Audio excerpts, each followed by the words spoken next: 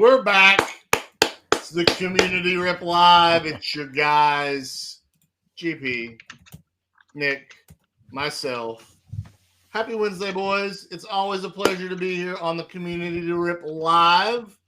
Thank you, Stocktwits, for having us every week. I feel like we're comfy at home every time we do this.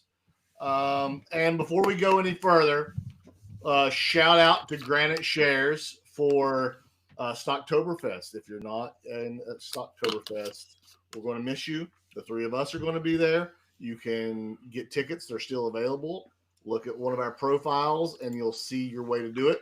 But more importantly, and the reason why I'm starting off the show with this today, our lovely Gautam over here is going to be a panelist. And we're so thrilled that you are you're going to represent, and we know you're going to do it with a lot of moxie and pride, and can't wait, GP. How excited are you? How pumped are you? Well, thank you, guys. I'm actually very excited. Look, I even graduated to half sleeves versus tank tops. Tells you how I'm feeling, pumped, but still can't get the full range of motion on the collarbone. But well, just don't do too much pumping. I think I think when you're doing stuff that you love and you get to talk about it, it's a blessing, right? So don't get too many opportunities in life to do that stuff. So appreciate the opportunity, and hopefully we can live stream it. Maybe we'll talk to our we'll holler at Keith, or maybe just record it afterwards. I don't know, but we'll see. If I have to stand up there with my iPhone and record it, we'll do something. All right, we'll do something. Hi, boys. Hi. Howdy, boys. How are we? We're feeling pretty good. Well, I mean, yesterday when we did our Infinite Money Glitch podcast over on the YouTube, it was a little dreary, and I was like, nah, son, go back and watch on demand. We're not in here talking about sell-offs, GP. Get out of here with that shit. And look, we're up 0.5% on the SPYs. Might help if I turned on my share here. We're up 0.5% on the SPY. We're almost up 1% on the Qs. I mean, guys, just GP. I know we hit bang on. Where's the sharing? There it is. I know we hit bang on to your level. I'm going to pull up that old SPX chart here. Wrong one, Ben. There we go. Tell us what's going on, GP. So we've rejected this level. We talked about it a bunch of times. 1, 2, 3, 4, 5, maybe 6 times on, like, if you're looking at the intraday charts. And it's caused some pretty decent waterfalls, and we continue to kind of sit right there. Even today, it looks great. A lot of things more participating. I think we're gonna potentially have an explosive move out of this, but we're sitting at yesterday's high of day and just flagging, right? Like not going past it. So still need the bulls to come in and punch them in the jugular, right? And take them out. But it's when I think the thing is you have levels identified, fibs, extensions, pivots, whatever it is, and we've been talking about this since what was that stock, Nick? Our first podcast together. Lam Research, right? Yeah. Right? So it's the same conversation. It's like it's all of its strength, and you don't take out pivots. It's kind of a warning flag. Will it mean something? Who knows? But we have all this strength, and we are taking out pivots. So it's something to acknowledge that your bias might be, let's be cautious, but ultimately the market and the price is telling you we're still ready to go, right? And so you got to keep adjusting for that level. For those that don't know the backstory, we had the first time the three of us got together. Nick was saying how much he loved Lam Research, right around here somewhere. And GP shared his unfortunate Netflix chart, and it was the warning. It was the warning for us all. The Netflix chart was right about here, and you see what happened there. Well, right? specifically, it was January 14th. And I'll never forget that day because I was fucking like, dude, this thing looks so sick and it's ready to go. GP pointed out with how, like, what a bar that was, yet it still couldn't take out that wick high. Yeah, I'll never forget that. That was I have that written down in one of my journals somewhere. Duzio's in the house. What up, dude? Nick, those are only valid if the price action confirms, right? Like, Yeah. So if the next day it had gone and taken out that pivot, that thesis is dead. But at that point, you have to have caution. Yeah. Doesn't mean it's going to fail. And dude, what an insane and epic failure for 6 months across the board. I think that it goes both ways. Like we were talking about, Google, not too long ago, is the same idea where, you get this massive shake bar and what should happen is follow through. And if we don't get the follow through, then it's kind of like, well, then you can kind of definitively say it was a shake bar. Your entry is, for example, in the instance of LRCX, like you're right, like it should have seen follow through to the upside. The fact that it didn't, reversed and took out the low the following day, like if you were a bear and leaning to the short side, like what a incredible fucking entry. And the following day you even got to pop up and it failed miserably right away. Just I mean, like I said, I have that written down in my journal because it's like I don't know, it really sticks out. It's benefited my P&L in both directions since then. So awesome. Thank you. Well, I this kind of dovetails into what I wanted to basically get us started talking about today. People love when we sort of give them ways in which we do things and way in which we think, and not just like look at charts the whole time. But this conversation is reminiscent of something I was just complaining about on my drive home. I had an awesome day. Was at a pumpkin patch with the kids, and it was awesome. But I was complaining about why we want to make things difficult on ourselves, right? And I think trading is the same thing. Why do we want to make stuff so damn difficult? If you can have repeated,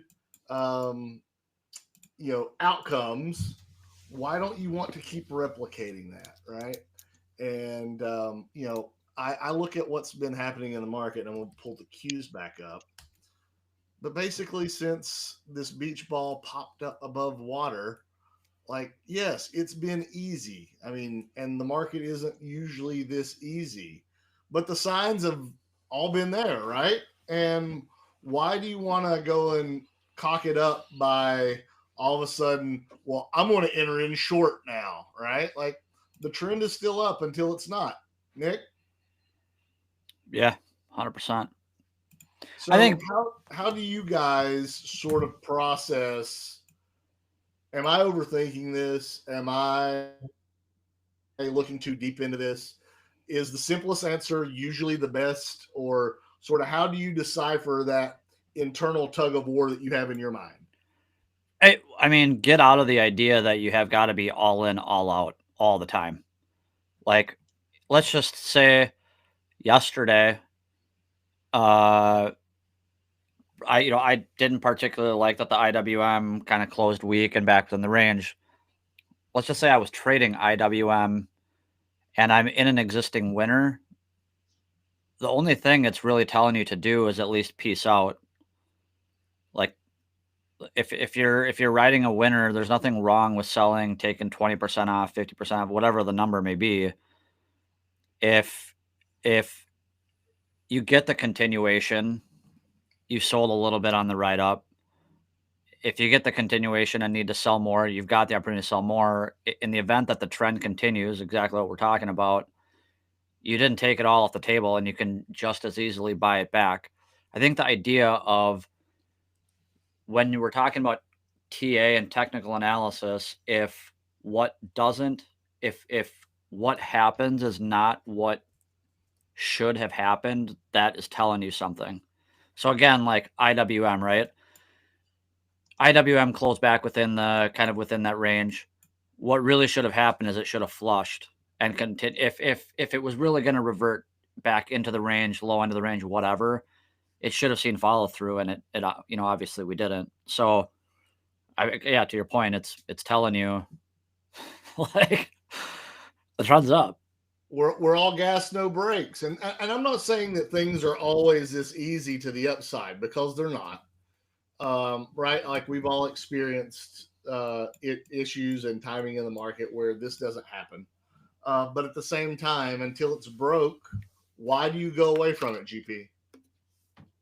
I think it's so like the strategies matter, right? So my thought process and my bias is right now that we probably need some kind of healthy pullback, right? But I don't want to change my strategy and take profits and pay taxes and do. I already made that mistake with Rocket Labs, right? Like, oh, it's not doing well at this moment, back to back bar, and then it shot in my face, right? So it's it the thesis continues to be for me, it's like I want to stay long the markets, and in the event of pullbacks, I want to use either puts or futures or something like that to increase my cash position, right? Let's say you take a futures position and you have $100,000 portfolio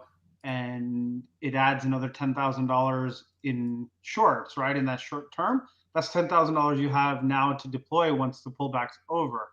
And so my thought process on a lot of these shorts, and I'm very tight with the shorts. There may be a few points because the trend is up, and if you get one of those waterfall moments, you never know when things are going to change. Things are good right now, things can change, but if you get one of those rejections and you get a 300-400 point move down in the NQs or 50-point move down in the ES or something like that, those are pretty good cash generation tools. So the goal is to use, and we just took out all-time highs, by the way, as we were talking here on the SPX. It's busting through the level. Yeah, the reality is I want to stay long the markets, but have protection to generate cash. Not protection to generate the portfolio, but to generate cash. Because I don't think we're going crazy low. We may get a quick flush or whatever, but the whole point is to generate cash. Yeah, you know, we all trade differently and we all trade different things. And one way to have been successful is to just have been long this market since April, right? That's one way to do it. And there are so many stocks that have gone parabolic in such a short amount of time. To me, that's not repeatable for me. It's very difficult for me. I don't think there's anything special about me, but it's very difficult for me to be able to identify these 1,000-point or 1,000% moves on some of these names. So I try to find things that work for me. And one of the stocks I've been trading lately is this DFDV, which is a DeFi development corp, which is Solana. And you guys have probably seen me. I posted about it earlier today. Rinse and repeat. Nick, can you tell me what I'm probably how I'm probably trading this? Just looking at the chart real quick. I mean, knowing you, I would imagine buying into the floor at 15. Yeah, I'm buying 15 every chance I get. This morning I got to buy 15 and I got to sell it up here at 1670, right? And until this breaks higher, I'm still holding on to a piece. Until this breaks higher, I'm pretty confident that I'm going to be able to sell buy low 14s, somewhere in the 15s, and sell 17, right? Like that's been the trend for weeks now. And I've done that with SoFi, I've done that with Rivian, I've done that with Sentinel One, and these aren't the everyday stocks that people trade, but they've been a huge money grab for me, and it's easy, it's repeatable. I'll pull up Sentinel One really quickly. Right, just range, right? Buy the low end of the range, sell the high end of the range, and it's not hard for me to be able to identify that. Now, am I risking that it could break down? Yes. Do I need to have a stop in place? Yes. But when something like this is holding, as long as it's holding, then it's a trade. GP, I know you had something with how you identify bottoms or double bottoms, and if there's a chart that I could go to help exemplify that, I would love for you to elaborate on that a little bit more. Yeah, I think so. We've talked about multi-time frame alignment, right? And the recent one I just posted is Snap. Let's take a look at Snap. Yes. Right, and this is a hated company. Everyone thinks it's good dog shit. Blah blah blah. I don't care about any of that stuff. Don't care about fundamentals. Not in these types of identifiable setups. What I've learned over the years is when the technicals show up, the news then comes later. Look, AMD is a great example this week, right? I talked about it last week. AMD looks like it's ready to join the AI party, and boy, did she join the AI party. Anyway, back to Snap.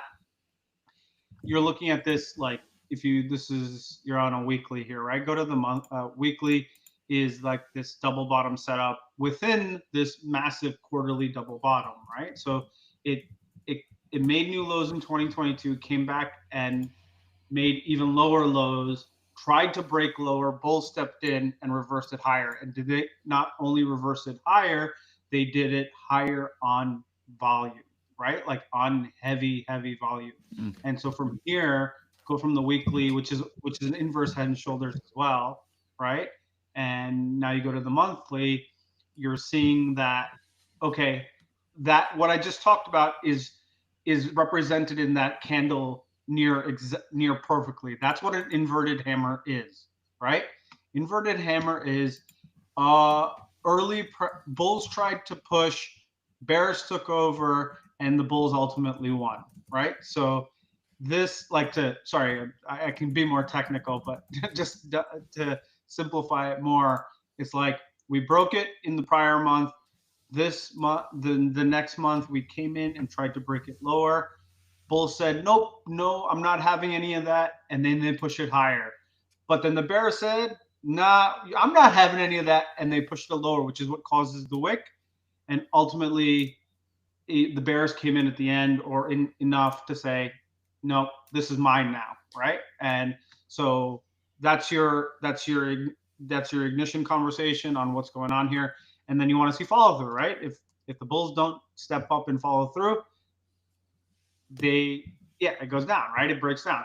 And so you have this high volume inverted hammer on the monthly, and then you have the follow through so far coming in on the monthly. Now, if you look at the quarterly,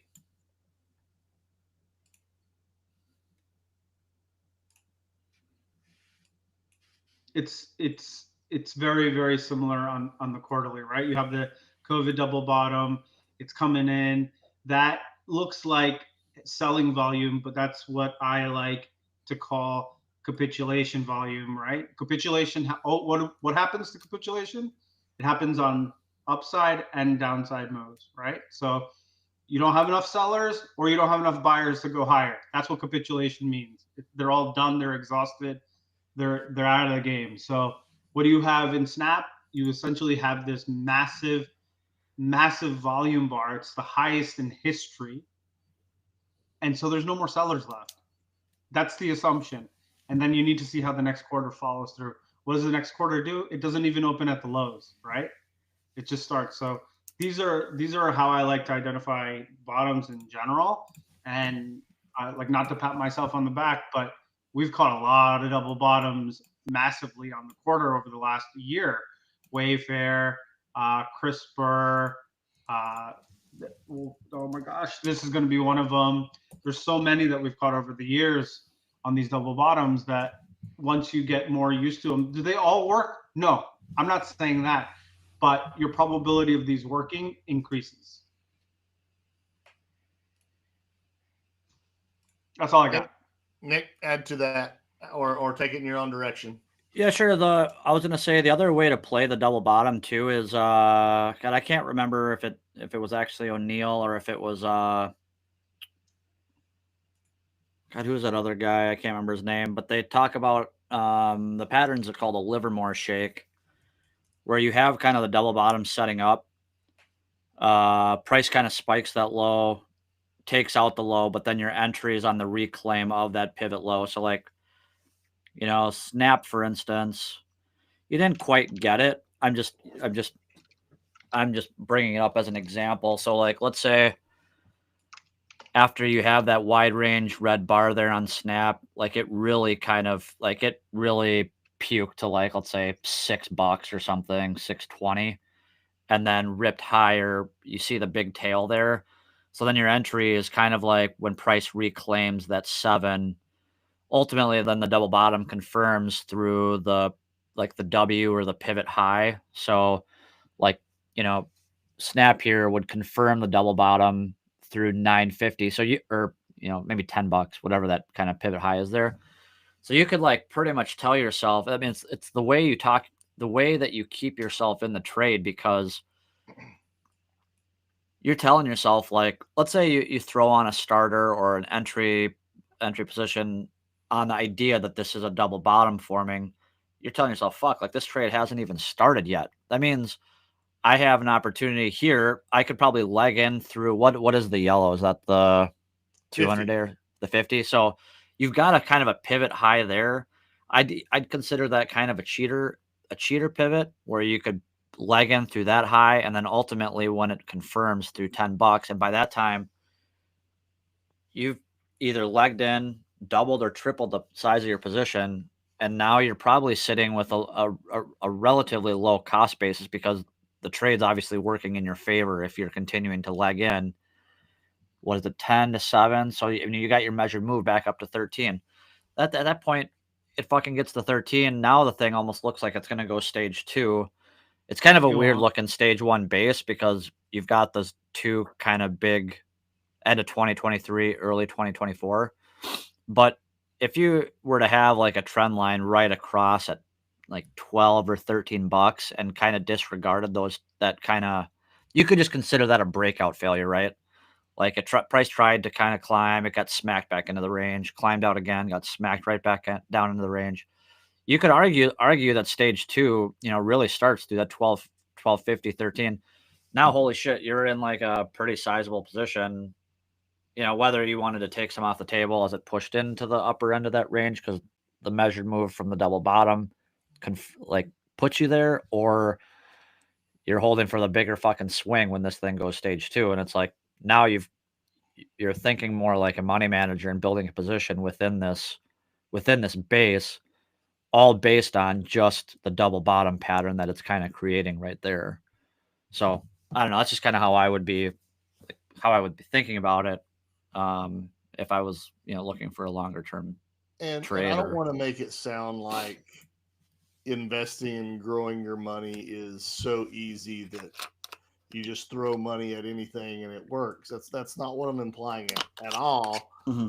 I think more importantly is the three of us do homework. We're always trying to figure out what and how we want to invest the best, and we're not just going off of what someone else says. I mean, had Nick and I listened to GP on the Netflix crescendo down and just went short, it would have been the happiest 2022 of all time. But we didn't do that, right? So even amongst the three of us, we kick each other around with a lot of different ideas, but we don't always trade the same things, and that's because we're trusting our own work more than we're just trusting Ben or Nick or GP to all of a sudden say, hey, this is going to do this, right?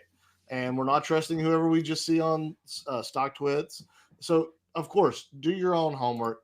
You can't just throw money blindly behind things, but at the same time, there are a lot of ways that you can simplify processes and how you grow your money that isn't rocket science, right? It's not hard if you put in the seat time and try to actually understand what's happening. I know one of GP's favorite discussions is always about Tesla, and it's nonstop, usually the same things over and over and over about Tesla. And I'm pulling up the chart right now of said Tesla. But at the same time, the thesis can change, right? I don't necessarily think it has in Tesla's case, but GP, give us just 2 minutes of what you're thinking about Tesla, how you like to trade Tesla, and how this applies to either making it easy or making it hard on oneself. So I just one statement before I talk about Tesla. Just going back to what you guys said, it's like figure out what you want to trade and what you want to be long term in your investment portfolios. I think that's probably a better distinction, because you can have trades, and then you can have that generate cash flow, and then you have investments that you build over time. Anyway, and Tesla, it's, you know what it just tagged today? After nearly 4 weeks, it tagged when the news broke on Elon buying $1 billion worth of Tesla. We just tagged that high again today. Again, it's been nearly 4 weeks of this stuff. They are accumulating. If you go down on the intraday chart, against this level consistently, they hammered on the 4-hour right off that level. They are going to continue to shake. The best way to trade Tesla is wearing diapers with a bottle of whiskey and potentially some gummies, right? Like depending on your drug of choice. But it is wild. It is unnecessary. It is caused by Elon. I don't blame it on anyone but Elon, because he does shit like yesterday, which is create this hype and then releases a dumbed down version of, he basically creates this hype and then disappoints the people he hyped up. I mean, that's par for the course. Yeah, it's just like, wait, that was the big thing. We all thought you were gonna have an event, and randomly at 2 p.m. in the afternoon, you're like, oh, here, by the way. And then while you're doing that, the thing he's posting is about Grok. Like, I even tweeted it. I'm like, even the CEO doesn't care, right? He creates all the volatility in Tesla, has forever. It is part of the charm. It's part of why people hate it too. And you have something that's setting up here. And if you look at this level here, like you look at the level in November, post elections of 2024, right? It is nearly identical. We broke out of that kind of cup, right? That cup, Yeah. like that whole, from the robotaxi news came out, it created this massive cup. It does wild 40-50% range moves. So don't think you're a rock star because you called a 5% move down in Tesla. That's literally intraday. Yeah. Yeah. Oh, I called 440. I told you. No, dude. Like literally, like grow the fuck up. Anyway, it's setting up identically the same way. It's a little bit more back and forth and stuff. This has not had its expansion. No expansion. No expansion. You got the first. What this chart represents, why it looks like the one from November, is you got the first move out, the breakout of this consolidation, right? And then post breakout, we consolidated for almost a month and a half, and then we took off into mid-December, right? price went from 330 to 488 in that 4 or 5 week period. Anyone calling for 10-point and 15-point moves has not traded Tesla long enough. This is not expanded. When it's ready to go, when the big boys are ready to move it, this is going easily to 700, 800. And I think it happens by year end, if not before that. But make sure you have your diapers, your gummies, and whiskey. I mean, I just zooming out, going to the weekly, considering how hard we kind of pushed up into highs here. I mean, I know it's probably not textbook 3-week tight, and I'm kind of lazy with the term, but we're holding up pretty fucking well. Like, right? Like, we're holding up pretty well considering where price is at. I mean, if it was going to fail here, I feel like it would really fail here.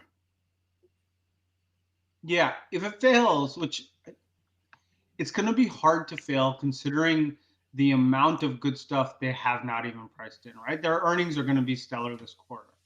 You may be disappointed by the lack of release, but a cheaper car will bring in more buyers ultimately, whether it's $5,000 off. And there was a surprise. Everyone thought it was only Model Y. There's also the Model 3.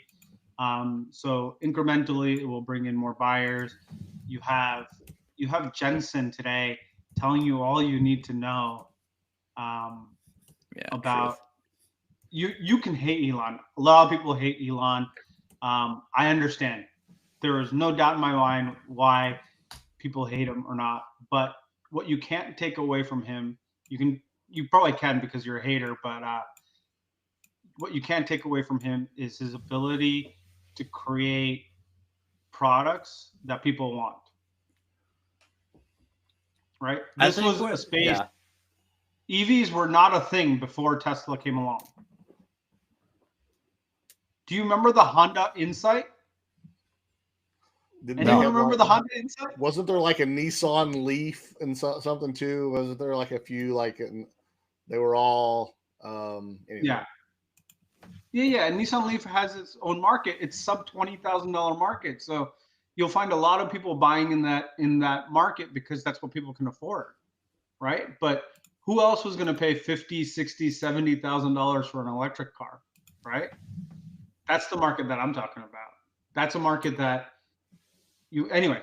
I don't like Elon a lot of times for all the shit that he does, but I don't take away his greatness. Well, you brought up Jensen, and I've got Nvidia up here.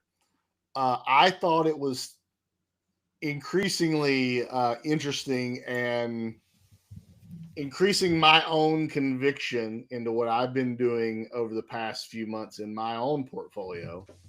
Is I want to paraphrase Jensen here. We are basically laying the foundation for AI, infrastructure, basically, right?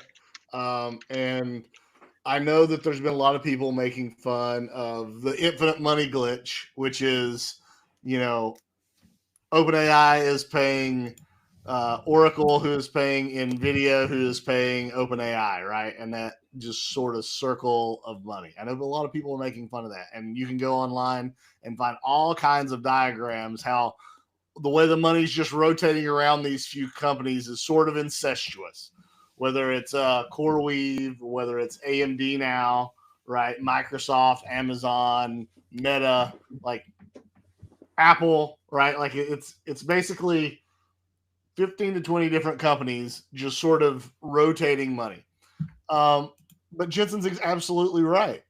This is going to be the pillar of what the next 15 years of technology looks like. And they're investing in these infrastructure build outs.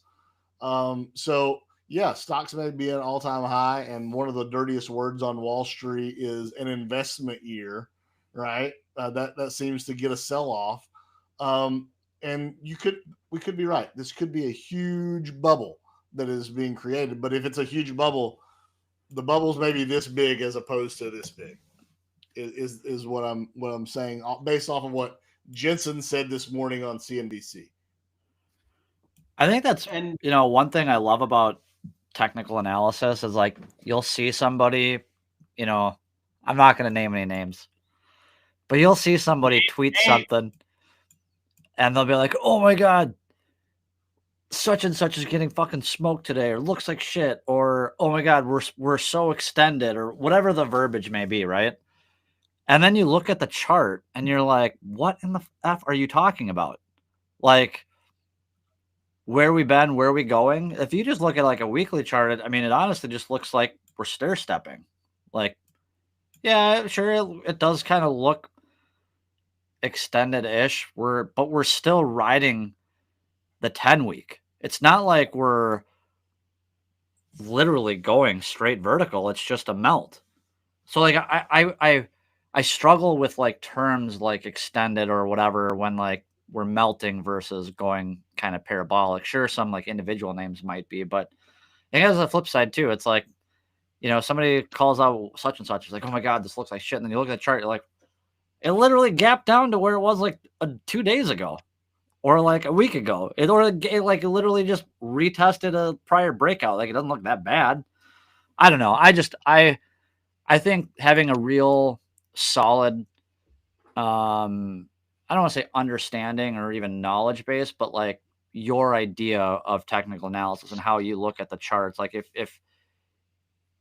if you have your style, strategy, understanding dialed, it puts everybody else and what they have to say kind of like it doesn't really matter. You know what I'm saying? Kind of back to your point about like, we might not trade the same or even invest the same, but I don't know. I don't even know where I was going with that. Well, no, I mean, I've got the Nvidia chart up here, right? And everyone should have bought the lows in April, but we didn't, right? I didn't. And then you look for a place where it stops and gathers, right? GP, this has been the thesis since late 2022, right? It stalls out for a while to go higher. Look how long it stalled out here. That is 31 straight weeks, right? We're currently in 10 straight weeks. Well, yeah, exactly. Pretty much 10 weeks of going sideways. And Nick, I completely agree with your overextended talk. And, you pull up the SPY, right? The SPY looks a little more overextended than Nvidia does, right? The Qs look more overextended than Nvidia does. But I think for me, it's, do I want to be an ETF holder? There's nothing wrong with that if I do. Or do I want to play stocks that give me a chance for greater upside? And when I see Nvidia going sideways for 10 weeks, it might frustrate me for the next 10 weeks, but I have a feeling that it's going to go higher eventually, right? And it doesn't feel extended to me that way. What were you going to say, Nick? No, I was just saying, like, you look at like looking at the Qs, for instance, and we were basically in a range, like mainly because of the tariff sell-off and where we held there.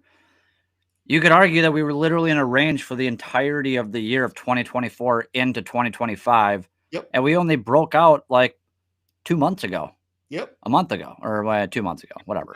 That's not an argument. That's fact. Yeah. Sorry. I'm just saying. So it's like, what do you like? I don't know. I just. So I bring this up, and maybe the SPY and the Qs aren't the best example of this, but I got asked yesterday to look at iron, which has been hot, right? Now look at this. Now this, to me, this is overextended. And my comments on this chart, I'm not picking on the person who asked for this, but it's very hard for me to look at a parabola that's at all-time highs to say where a good point to buy this would be. Like I can put a line there. That makes sense, right? Right, that makes sense. Somewhere through here. And that lines up with the 20 weekly. All right, if I just do some quick measurement down, that's a 50% decline if I expect those moving averages to catch up. It is just hard to say that any stock is going to fall off 50% to have a good shot at buying. And that was sort of the whole genesis is, why are we making this hard on ourselves? I have a few reasons why. I think Human nature.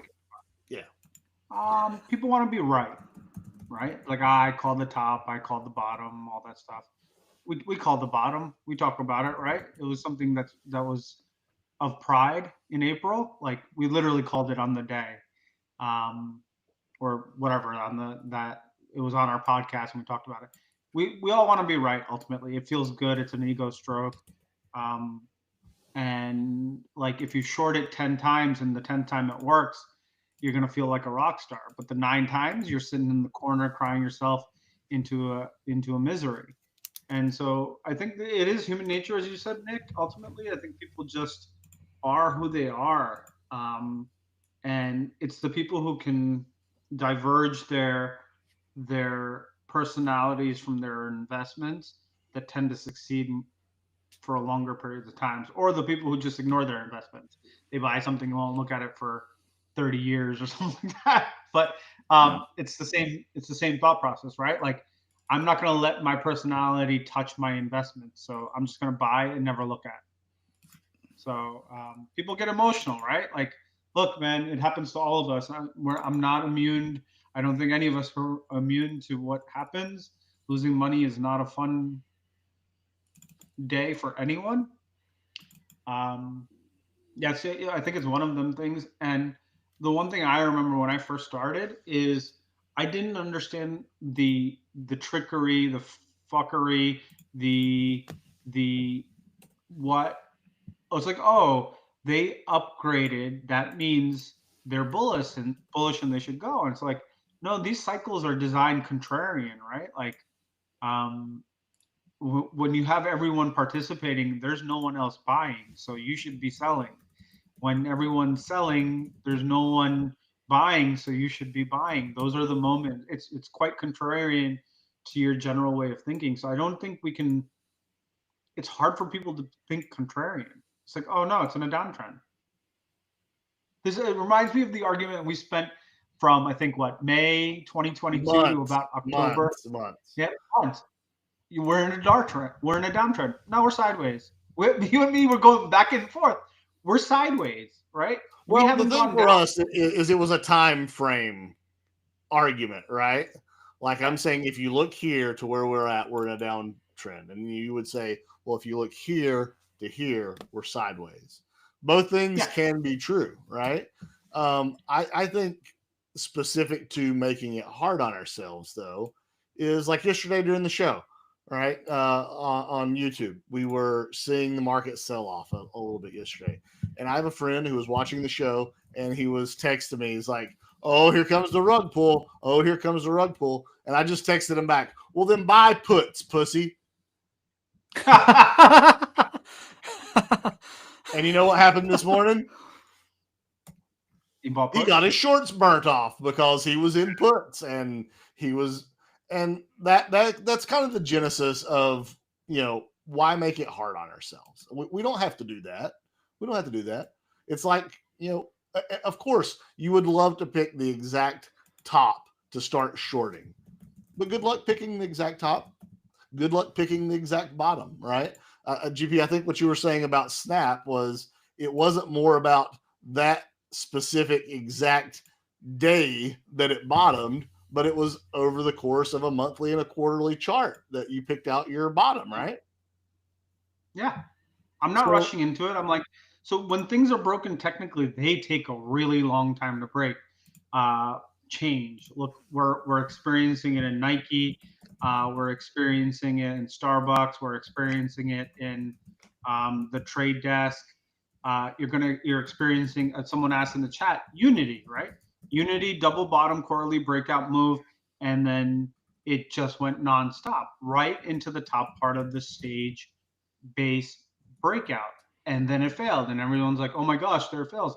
No, this is reparations, right? This is I'm going to work to get my moving averages pointing in the right direction. So when the next time I'm ready to go, I'm ready to freaking go, right? So a lot of people are like, oh, what do I do with Unity? I'm like, you sit back and relax. When it gets to a point where it stops going down and it starts moving sideways, the up and down dance, you start to either you can leverage up by buying calls, or you can the 7,000 single stock ETFs, if there's one available for Unity, you can leverage that way, or you can just add to your existing position, right? So I trimmed into that level, and I'm now waiting for that to, because this, I want this to be an investment for a long term, right? It's not, this is what I said before. I don't want this to be a trade. This is an investment for a long term. So I'm not going to over trade or overplay this. This is the way most charts work, bearing news, right? And so like if there's news that changes the script, then base one breakouts can work. Wayfair is going through this right now. Wayfair, if you bring up the Wayfair chart as well, massive accumulation right into the top of the base and experiencing weakness, right? And the less weakness there is in the chart, like let's say it's not a 20, 30, 40% pullback, but it's only like a 10, 15% pullback, tells you that this is setting up for even higher moving forward. So it all really depends on how you're going to look at things. There are exceptions to the rule, like Tesla. 30% pullbacks are normal, right? If you get a 50% pullback, then you'd be like, oh, whatever. But this is the technical stuff. What I said, like when I first started, I didn't know, right? I've learned, I've listened, I'm humble, I pay attention when people talk. If you're 22 or 24 listening to this podcast, breathe, my friends. You got a long journey ahead of you. Listen to your peers, your mentors, and absorb as much as you can.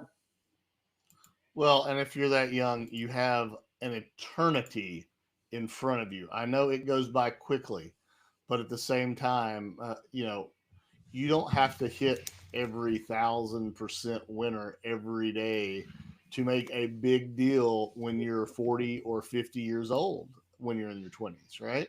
I mean, anyway, we could go into a whole episode of that. We got too much still to talk about with 11 minutes to go.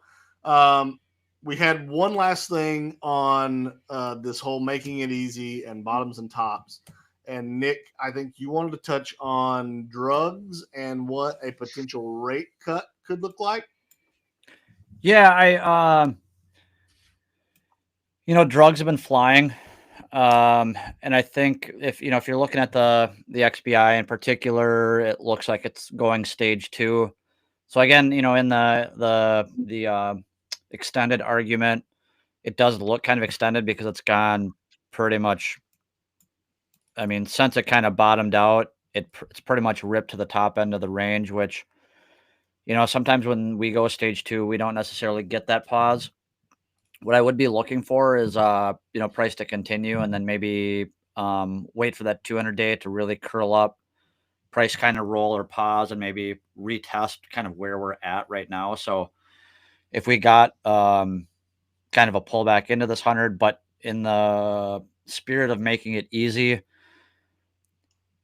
trading the individual names, it's going to be like, unless you're, pharmacist, doctor that's pretty well versed in drugs, like I find it difficult to be too heavy in an individual name, because I think, one bad, news announcement can like obliterate these names overnight. So, I think if you're looking to size up, I think you're better off playing like the XBI, the ARCG, or even the LABU. If you are playing the individual names and aren't really well versed, play the piker route. Take, if you're going to put together like a basket, like let's say you were going to allocate maybe like, I don't know, let's just say,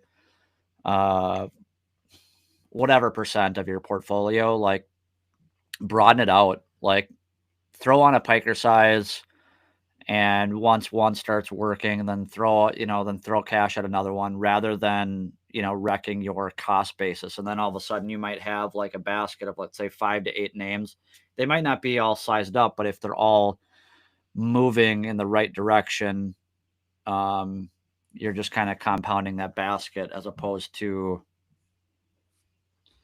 really finding yourself at risk of getting, one of the, I was trying to think of, I don't know, I was trying to think of one that like VRTX, for instance, like that thing gapped down from 470 down to 400 and then fucking down to 350. I mean, I wasn't in it at the time, but like, God, if you were, that's fucking painful. I don't know if that was an EPS. I don't even remember, but I'm just using that as an example. So it's like, and not to mention, like, most of the bios that are ripping, or even the drugs, whatever, they're all pretty cheap. So it's like, it's not difficult to size up. It's just, be careful. And I guess I'm not trying to save anybody per se, but again, in the spirit of I making think in the things simple. pre-production meeting, what you said was you don't want to step on any landmines, right? Yeah, totally. Because some of these drugs, it could come out that they failed a trial or whatever. Yeah, exactly. And all of a sudden you're down 50%. Just like Yeah. you can be up 100%, you can be down 50% just as quickly. I of all of FinTwit, I think that's one of the things that I enjoy the most about some of the people I follow on Stocktwits, because I know that some of them are either pediatricians, retired pediatricians, pharmacists, et cetera, et cetera. God, they provide a lot of value and a lot of insight, especially into this sector in particular. Just kind of throwing that out there. So, my trade station froze. Can we? So the thing here, right? If you go to the XBI monthly, technically this is what we just talked about with Unity, so to speak. It's created this base since 2022, right? Yeah. It got to the top of the base in 2024 and it flushed. And now no one thought it was going to flush that much. It can't possibly flush that much. It did. It's what it is, right? It just did. Yeah. It's biotech. It can do this stuff, right? It's one of the more risk on sectors.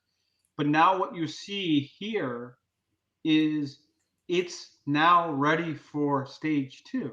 This is your breakout, right? Like, don't get cute trying to play the week to week stuff. Take a look at the trend. The trend here in biotech is much higher, right? Take a look at what happened on the same setup in COVID when you had the same wick down, right? It's a very similar look on XBI. So don't, even in corrections, things can happen. Don't get me wrong, but this is a monthly look. This is breaking out of a monster base. What is that? 2.5 years? Yeah. Yeah. So like, you use that top of the base as your baseline moving forward. We break back below that on heavy volume, get out, right? Like it's failed the failed base breakout. So you don't want to be in those either, because those can be disgusting. Yeah, you're running a correction down to the single digits, if not fucking lower. Yeah, dude, all those people that bought in that base are going to liquidate, and holy moly, you don't want a base breakout failure. We are rapidly running out of time. GP, back to our conversation about AI infrastructure. You said, hey, somebody's invited to the big kids table or the adult table for dinner now. Oh, yeah. What happened? AMD, Lisa's invited to the big table. Oh, yes, you're talking to me.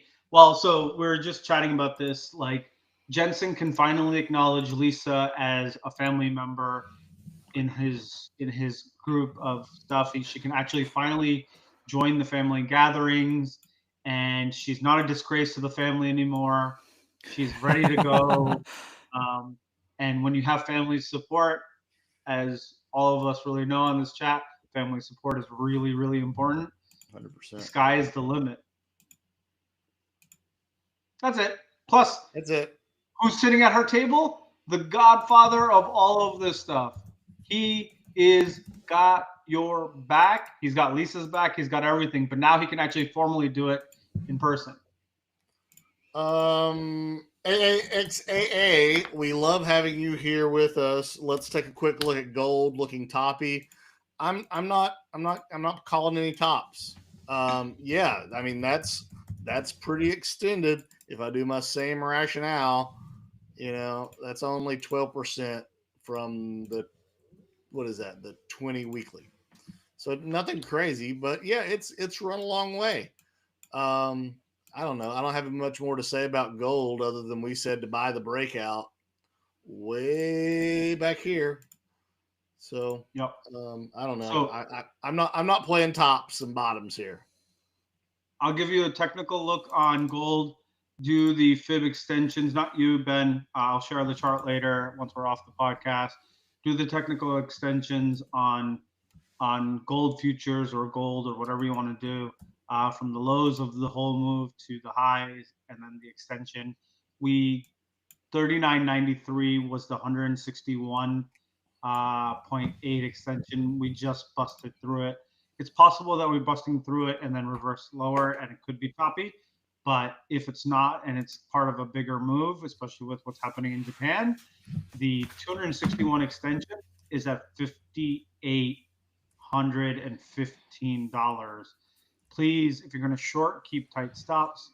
Parabolic moves can be very parabolic, especially for gold bugs who have sat idle for 30 years. That's all. Gold bugs. I'll get to Microsoft and my last word. GP, you also left me a note of shake, loose, explosive. 2 minutes. You got it. Go. Something with shake, loose, explosive. I don't know what it was. I am drawing a blank, so let's pass that one. Okay. I don't remember. Okay, well, don't shake loose and don't be explosive. It's time for the last word. GP, you're up. Know what you trade, know what you invest in. That is our biggest advantage as retail, is knowing what we are invested in my opinion. Nick? Yeah. I mean, I do always say manage the risk. In terms of us being retail guys, like, set those fucking alerts. Alerts. If your alerts don't go off, there's no trade there. If you continue to really do that chart work and have those alerts set, you're less likely to, make those I don't know, whatever you want to call it, emotional, irrational trades. So in the light of talking, like, yesterday, talking about peeling some off, dude, you can always buy it back. If you sell something and you're a little unsure as to why you sold it, just set an alert for that price, or kind of a pivot building, or setting up within that trend. Alerts. And I'm going to give you another alert. I know I said it yesterday on the pod that we have on YouTube, but Microsoft, its chart looks eerily familiar to somebody else's. I'm not naming any name, and I'm not saying that it's going to have the same outcome as other said name, but as we have discussed so many times, sometimes patterns across different stocks line up, and many times, not always, but many times, they have a very similar outcome. So I am buying Microsoft, and that's it. That's the show. It's 3:00. Thank you for watching. We love you. We can't wait to see you next week. You can catch us on Wednesday right here on Stocktwits, the Community Rip Live at 2 p.m. Eastern. We love to have you. We love the chat. Thank you guys for being here. Nick, GP, love you boys, and we're out.